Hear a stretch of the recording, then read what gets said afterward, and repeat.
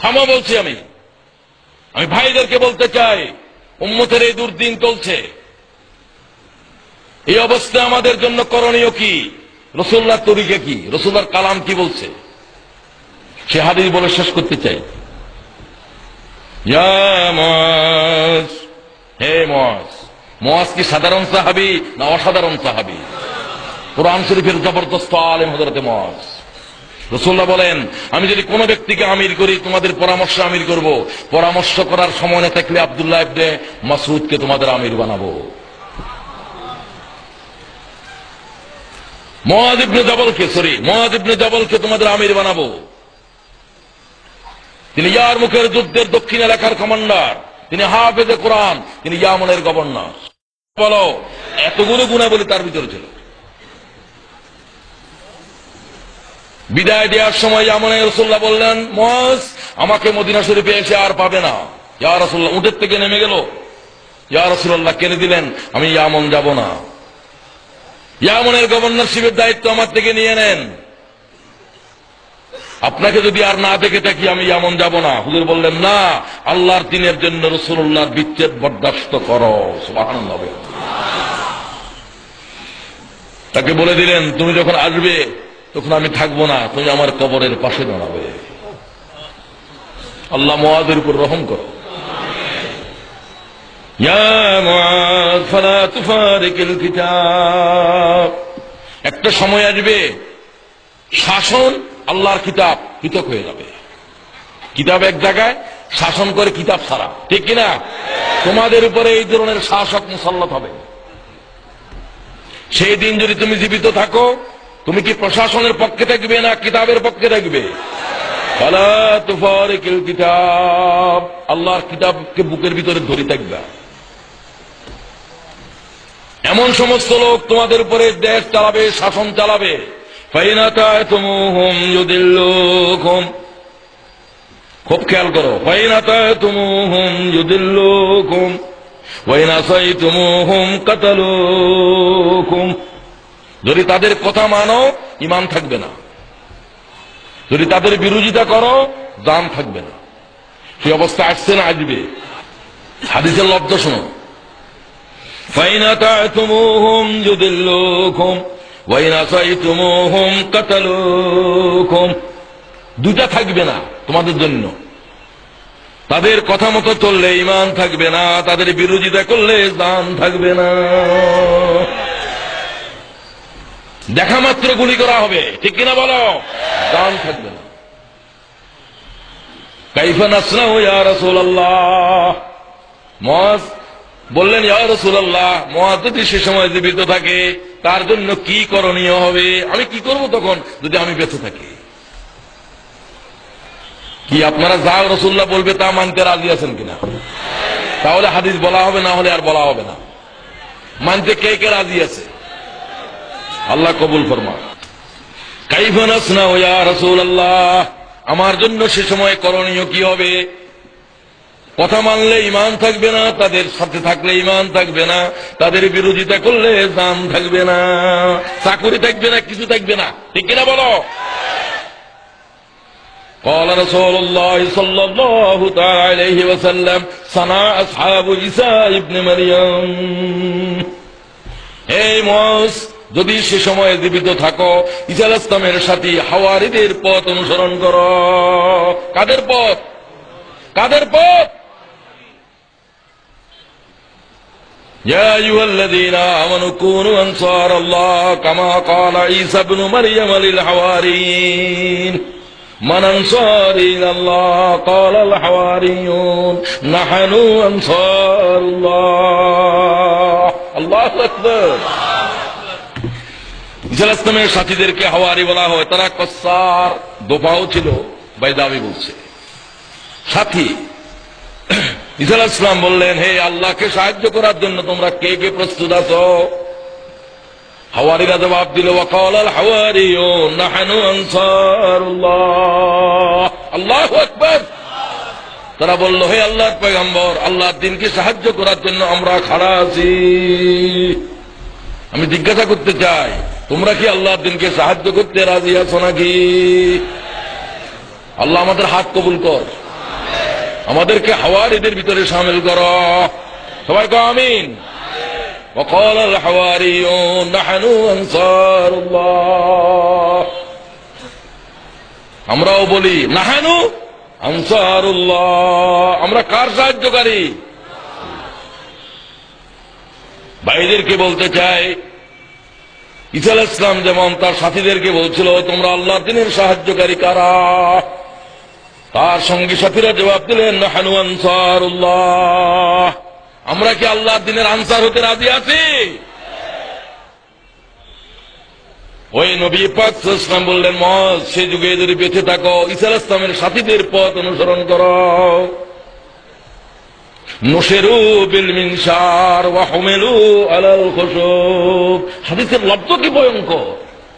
নুশিরু বিল মিনশার ওয়া হুমিলু আলাল খুশুব, তোমাদের মাথার উপরে করাত রাখা হবে এবং তোমাদেরকে শুলেতে ফাঁসির কাস্টে দেওয়া হবে। সুবহানাল্লাহ। ১৫০০ বছর আগে উম্মতের অবস্থা বয়ান করতেছে রাসূল পাক, মাথার উপরে করাত রেখে তোমাদেরকে রিমান্ডে নেওয়া হবে আর তোমাদেরকে ফাঁসিতে শুলিতে দেওয়া হবে। কি তোমরা কি রাজি আছো? আল্লাহরে বলে দাও মাথার উপরে করাত রেখে ঈমান ছাড়বো না, ফাঁসির কাস্টে ঝুলে দেওয়া যাবে, আল্লাহ তোর দ্বীন ছাড়বো না। রাজি আছো নাকি?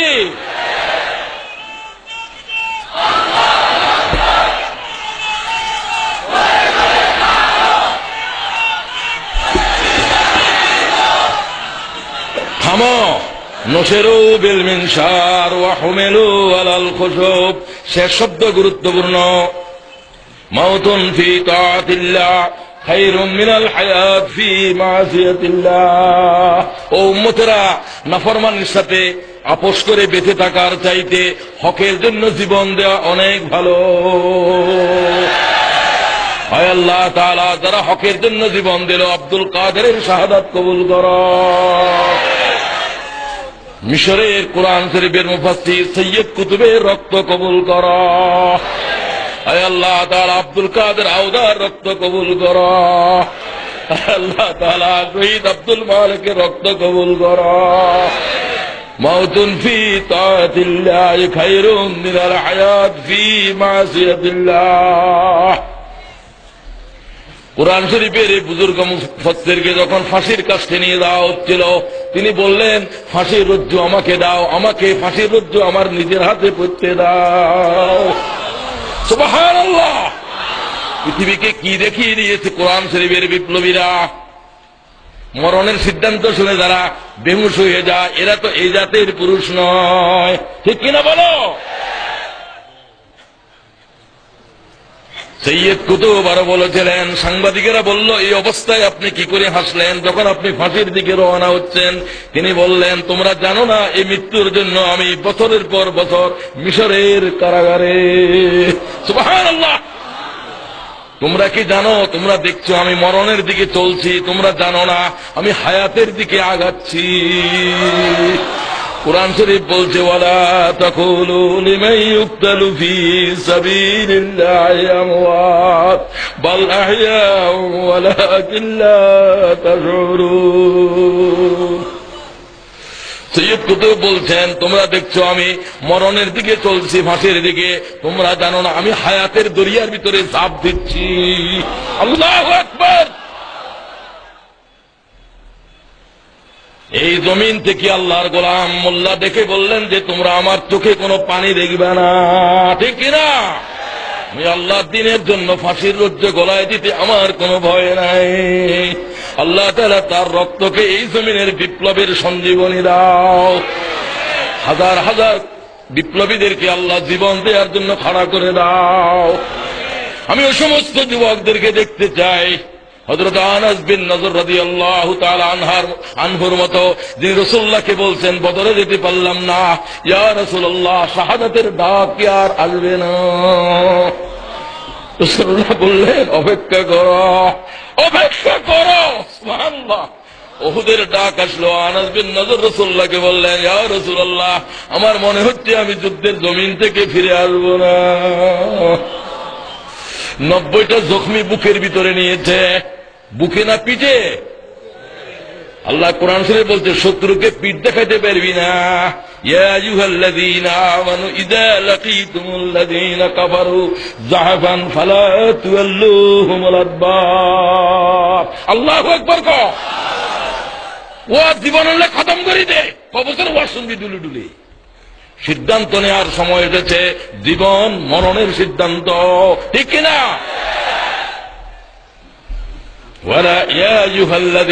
মোমেনগণ যখন শত্রুর মোকাবেলায় দাঁড়াবে, হক না হক যখন দাঁড়িয়ে যাবে, শত্রুকে পিঠ দেখাতে পারবি না, সামনের দিকে আগাতে থাকো। আল্লাহু আকবার। يا أيها الذين آمنوا إذا لقيتم الذين كفروا زحفا فلا تولوهم الأدبار। কার কালাম? কার কালাম? আরো জোরে বলো, কার কালাম? তুমি মনে কেন কষ্ট নিচ্ছ? আমার দাদার কথা তোমাদেরকে বলি না, মায়ের কথা গল্প করার জন্য এখানে আসি নাই। খোদার কোরআন শরীফের আওয়াজ শোনো। হযরত আনাস বিন নজর রাদিয়াল্লাহু তাআলা আনহু 90টা তীরের জখমি নিয়ে শাহাদাত বরণ করল উহুদের ময়দানে। আল্লাহ রাসূল পাক বলেন, আনাস বিন নজরের শাহাদাতের উপরে আল্লাহ এত খুশি হয়েছে যে আয়াত নাযিল করেছে, মিনাল মুমিনিনা রিজালুন সাদাকু মা আহাদুল্লাহ আলাইহি فمنهم من قضى نحبه ومنهم من ينتظر وما بدلوا تبديلا। سبحان الله। হযরত আনাস বিন নজরের উপর আল্লাহ তাআলা কয়, মুমিনদের ভিতরে আমার এরকম প্রিয় মুমিন আছে যারা শাহাদাতের জন্য কসম করেছিল, আর তারা শাহাদাত দিয়ে তাদের কসম পুরা করে দিয়েছে। আর বাকিরা সিদ্ধান্ত থেকে নড়বে না, শাহাদাতের মিছিলে দাঁড়িয়ে আছে।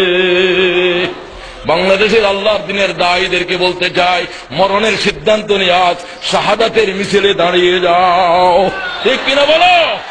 মিনাল মুমিনিনা রিজালুন সাদাকু মা আহাদুল্লাহ আলাইহি ফামিনহুম মান কাযা নাহবাহু ওয়া মিনহুম মান ইয়ানতাযির ওয়া মা বাদদালু তাবদীলা।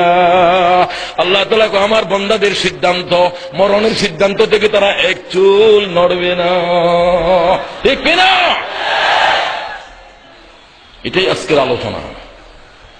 আল্লাহ আমাকে হাজার হাজার বিপ্লবীদেরকে কোরআন শরীফের জন্য শাহাদাতের জমিনে খাড়া করে দাও।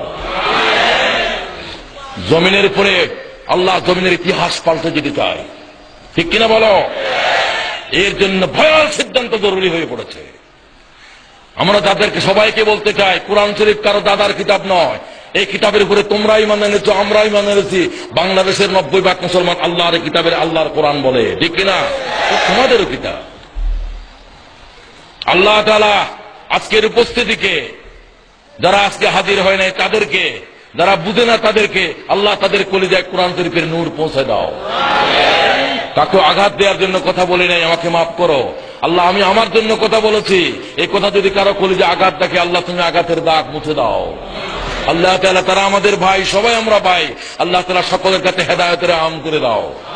ওয়া আখিরু দাওয়ানা আনিল হামদুলিল্লাহি রাব্বিল আলামিন।